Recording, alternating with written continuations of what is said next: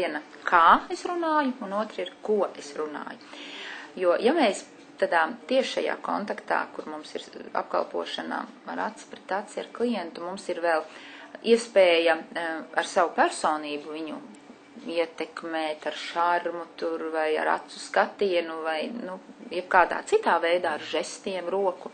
Tad telefonijā, diemžēl, tas nav iespējams, jo vienīgais tas instruments, kas man ir, tā ir balss.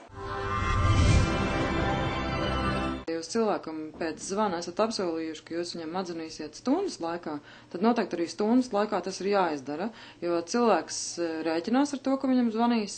Ja tas nenotiek šī termiņa ietvaros, kā jūs esat solījuši, tad cilvēks var sākt nervozēt, viņam var rasties neusticība firmai, viņam liekas, ka viņš ir piemānīts, ka viņš ir aizmirsts, viņš var kļūt nikens, sākt zvanīt pats. Viskuriozāko gadījumu es esmu savā mūžā piedzīvojis labā viesnīcā, vadot semināru, kad ieeja vīriešu toaletē, kurā puisis to darot runā pa telefonu biznesa lietas.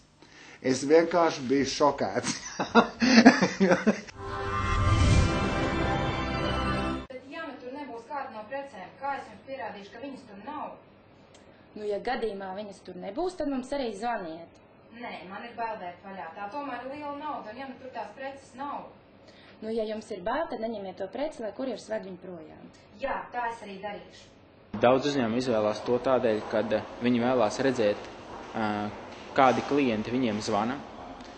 Viņi vēlās, lai viņu klientu databāze automātiski tiktu savienot ar klientu, kurš viņiem zvana, respektīvi ienākošais zvans pienāk uz uzņēmumu, un cilvēkam, kurš pieņem zvanu, datora ekrānā uzreiz parādās, kurš klients zvana, visa klienta vēsture, un viņi var atbildēt jau pasveicinot viņu, sveicināt Sergeju. Standarta pakalpojumiem runājot, tas noteikti būtu, ja darba apjoms ir virs 4000 darba minūtēm mēnesī, tad noteikti jebkurš uzņēmums var pamatoti apdomāt nepieciešamību šo te darbu nodeleģēt ārējiem pakalpojumu sniedzējiem. Jā, boss. Jā, neiet mums vispār šodien nekā.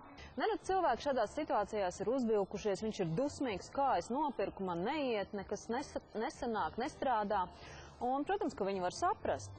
Šajā situācijā ļoti būtiski būtu pielāgoties viņam un mēģināt ar balss intonāciju, jo tas ir atkal mūsu vienīgais darba instruments, viņa satraukumu mazināt. Rādās, ka Helsinku reiss ienāk 17:05. Lidostā būs mūsu šoferis ar vārdu uz lapas un transportēšanas izmaksas tiks pievienots jūsu rēķinam.